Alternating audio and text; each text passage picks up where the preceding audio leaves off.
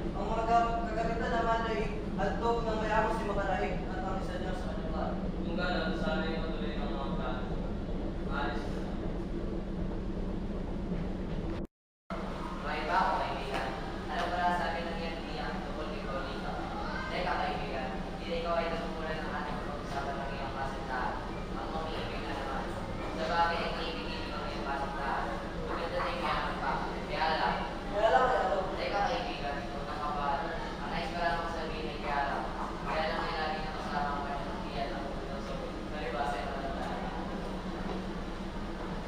Pagkakala sa inyo, hindi na nagkakatuwa kayo ah. Pwede ba kapala sa inyo sa akin? Oo, Basilio. Ikaw ba yung pagkakabilan ng mga kawalan? Wala na nga po, ginawang si Juan. Sino naman ang iyong kasama? Tumayo ko siya. Hindi po, ginawang. Ngunit magkalamit lang po ang aming bayan. Bakit po, ginawang? Nakapunta na po ba kayo doon? At kami di ako pupunta sa bahay ng dalawigan. Dahil ang mga tao ay hindi na bumibili ng mga alaala. Palagay ko ako, yun ang mga tao doon. Sadyang hindi lamang kami bumibili ng gamit na hindi naman dapat may gamit. Well, ito. Samahan niyo na ako sa pagbigot ng aming sabi. Salamat, ginawang. Hindi kami umiinom ng alak. Hindi ka nga ni Padre Camora. Masama ang tubig lagi ang pag-inom. Kung tubig lang laging ininom ni Padre Camora, eh sana walang Jesus sa labanan. Tulad ng mga ito, ang matabang na tubig ay nakamatay ng apoy. Kapag tubig ay nagalit, yun ay nabahan ng bawang at sindagan na magpasa ng matay. Pag yun ay pinahilip ng pagkisigaw, ay sa tubig. Salamat, ginawang. Wala naman. Pangarap ni Papa dito. Pangarap. Mawala lang ako sa inyo. Napakatapang ko siguro dito sa Lord. Ang tao yun ay nakapag-itinakbot. Halos kinatatakutan ko. Siya ay tinatawag na may maging kardinal. Kardinal, Rating. Kamahal-mahal ang king kung siya mong ibig. Si Don Simon ang sanggunian ng kapitan ng dalaran.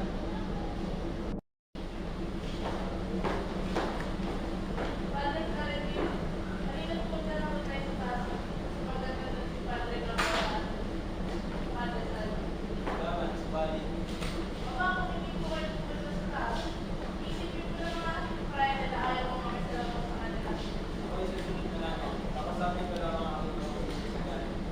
Sa galing, kung na aking mga miyerda ang gano'n parang makalalis tayo ng kanilang loob na opo, ang totoo ay ayaw ko makausap ng mga ito.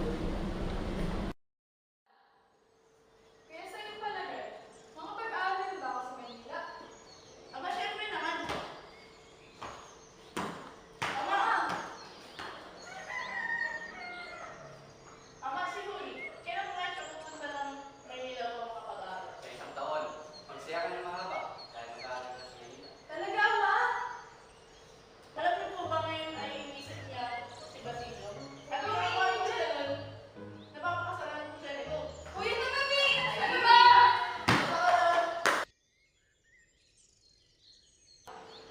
Maganda ang ating ani, ama. Maganda, hindi ka naman pinakabahala. Mga prale. Pagpalagay mo nila, ang iyong salapi ay nahulog sa isang ilog at tinayang isang malaking buhaya at ang kanyang mga kamag-anak ay sumama sa kanya. Pero ama, sila ay mapangabuso na. Pumanig ka!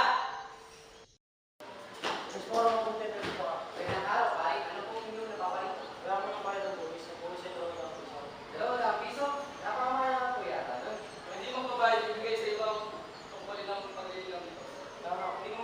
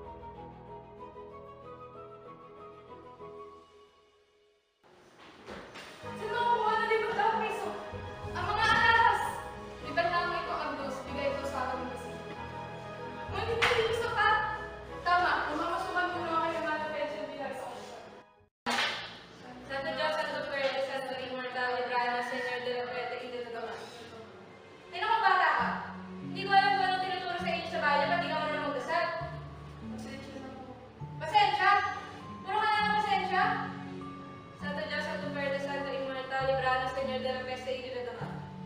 Ano? Sumagot ka, sumagot ka! Santo Diyos, Santo Perde, Santo Immortal, Temperanus, de la Perde y de la Dama. Sa bagay, wala namang ibang bahay sa inyo. Santo Diyos, Santo Perde, Santo Immortal, de la Perde y de la Dama. Kapag itong isa na ba hindi makabisado, hindi ka mapatawarin ng Diyos na kasalanan mo. Santo Diyos, Santo Perde, Santo Immortal, de la Perde y de la Dama.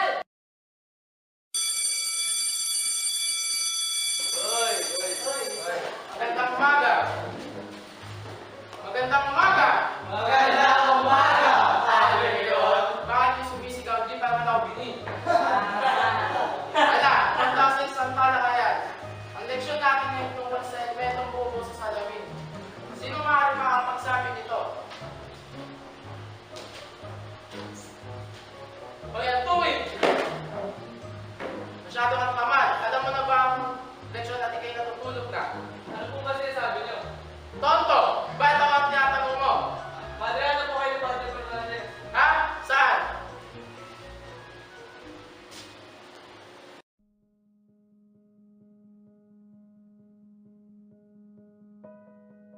Opo ka. Kamusta na sa kailangan na? Maraming salamat po. Maayos naman nilagay ng aking mind. Sige, magpapatuloy ka. Marahil ay narinig niyo na ang tungkol sa balak namin mga estudyante na magpapatayo ng akademya ng wikang Kastila. Ito ay isang bayan. Bayan na nagpapatakbo ng mga plano at panukala. Nais namin humingi ng tulong sa inyo upang mapakinig si Don Custodio sa amin. Oo, wala makakaigit sa akin pagdating sa pag-ibig sa inyong lupa at paghahangad ng pagsusulo. Kung hindi maaaring sumulo ng ganyan-ganyan na lamang, hindi ko alam kung bakit ito ang aking kalagayan. Isang kalagayan kasela. Marami akong pag-aari. Kailangan ko tumilo sa may lubos ng pag-iingat. Hindi po namin nangalan na ilagay kayo sa katipunan. Ngunit kahit napakaunti ang aking nababanggit tungkol sa batas, mga patusang hari, mga lathala at mga makasyang umikiran sa ating bayan, ay nakala kong hindi magkakaroon ng kaamaan ang makitulong sa mga likhain ng pamahalaan. Isa lang ang aming layunin at sa karan lamang kami nagkakaiba. Diyan nga, narito ang suliranin. Ang gumawa ng isang bagay na laban sa kanyang mga panukala ay makakasugat. Nakala ko na ang pamahalaan ay dapat humanap ng matibay na saligan.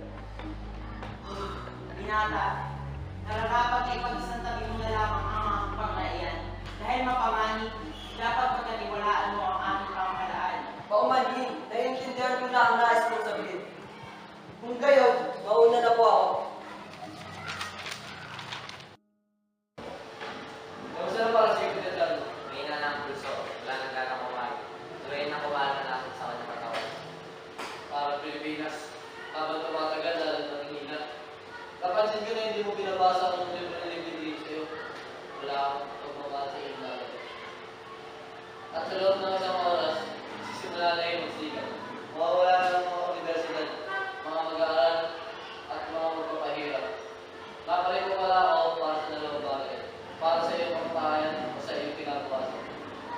Sa umapi o sa umapi sa bayan. Panig na kumakapi o sa panig ng inaapi. Hindi ko alam. Magpasya ka. Kailangan mo ng magdesisyon. Dahil ako ang namumuno sa pagkakagulo. Pakikiusap ko sa'yo. Samantalahin niyo na ang pagkakataon. Samantalahin niyo na. Pamalaan niyo ang isang buo. At lubusin ang Santa Clara. Kukunin mo ang isang tao. Ikaw lang ang tanging nakakilala. Bukod si Kapitan Chalo, si Maria Clara. Huli na kayo. Ano ibig mo sabihin? Patay na si Maria Clara. Patay? O paano nangyari ito? Nung kanin ng hapon, siya ay namatay. Napadaan ako sa kumbento upang makibalita at tatlo na yung karaman ko. Minsan bilang nagalit kay Padre Salvi na pinadaan kay Kapitan Chaco, kapitala ni Padre Aileen. At ang dahil dito ay nanangis ang kapitan. Hindi. Hindi pwede mangyari ito. Buhay pa siya. Hindi na siya sa akin. Minahon ka. Tagapin mo na lang ang katotohanan.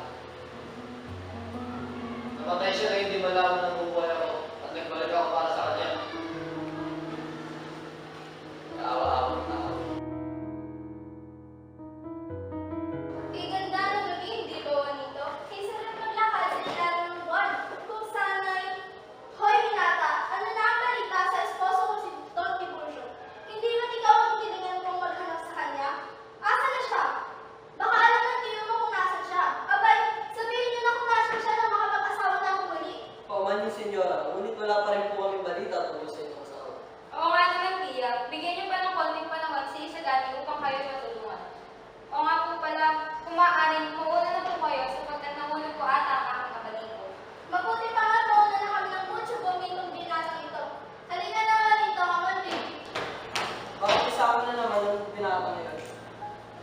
na lagi na lang kayo kasama. Hindi lang kayo hindi yung sinasabi sa akin. Nagselos ka ba, mahal ko? Hindi ko naman nais na lagi siyang makasama. Ngunit lagi siyang iniimbitahan ni Tia Torina sa tuwing kami ay lalabas. Gumawa naman ako ng paraan upang tayo magkasama, hindi ba? Ikaw nga eh, kanina ko pa nabubuhay na may kinikilig ka sa dalagang Frances. Huwag mong ipasa sa akin ang sisi. Hindi ko alam ang sinasabi mo tungkol sa Princess na lalaki. Kung gayon, ako na naman pala ang mali. O Rita, alam mo naman parang sa'yo lamang. Ikaw lamang ang nais na masdan at titigil. Alam mo naman kung wala nang malalaki na tayo, ikaw ang pinakamaganda sa akin. Na noon din sa kaya ko lang. Ngayon alam ko na kulang ang ganda ng aking bahay na wala ang maganda. Darating yung panahon na magiging malaya ang Pilipinas. At pagdating ng panahon yun, makakompleto ng aking kaligayahan ng mga pangarap. Pangarap? Pangarap? Sabi ni Tia Torina ay lagi rin pinupahan ko.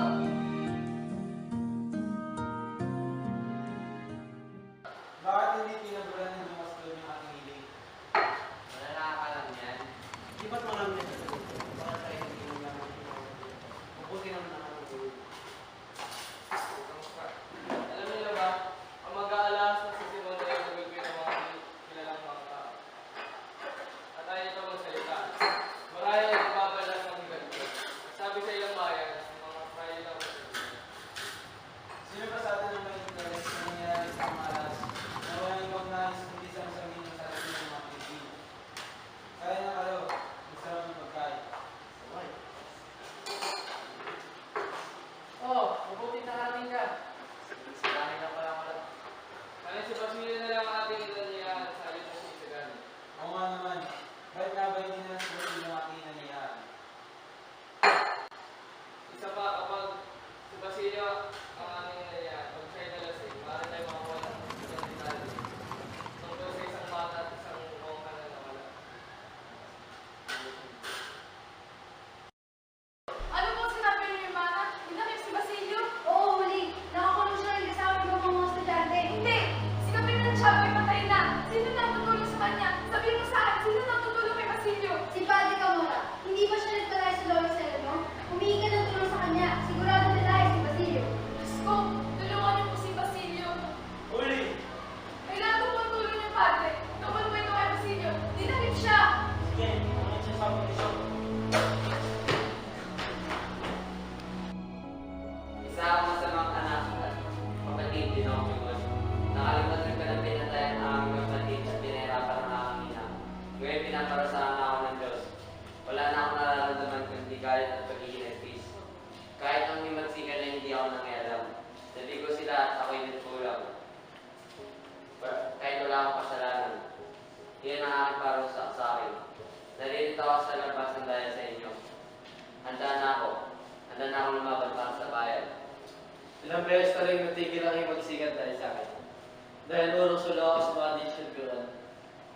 Ngayon, patay na ang aking puso, wala nang dahilan para umatras. Pareho na tayo ngayon. At dahil sa'yo, ay magtatagumpay.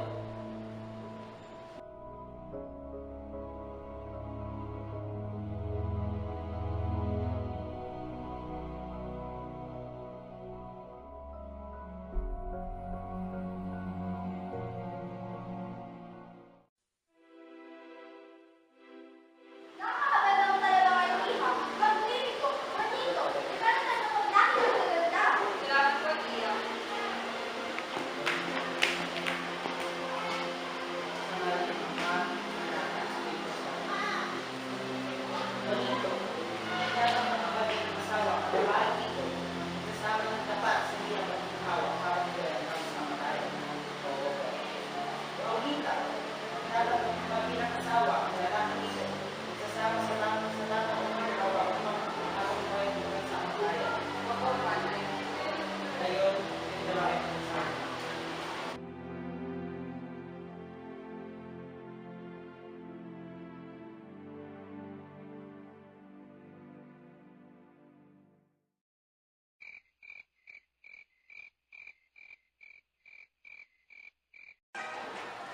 Ito ang lugo para sa bagong masarap.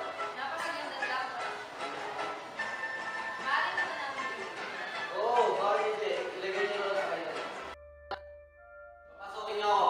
Ililigtas ko sila. Di ka maaari pumasok dito. Tingnan mo nga ang iyong suot. Papasukin niyo ako.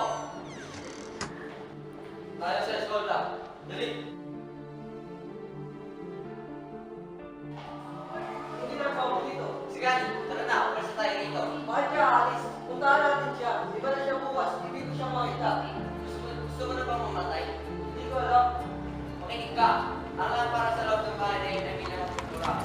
Sabi ko na ang tira ng mga mga. Tara na! Paano si Paulita? Ililigtas ko siya.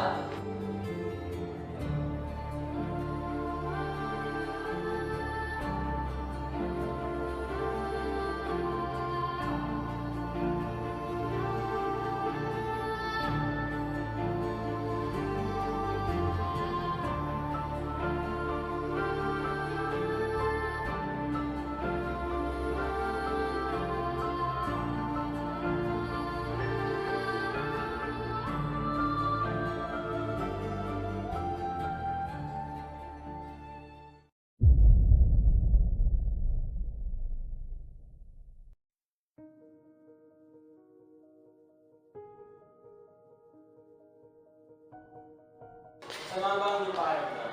Wala ito, Padre. Mawala din ang lahat pagkarana niya sandali.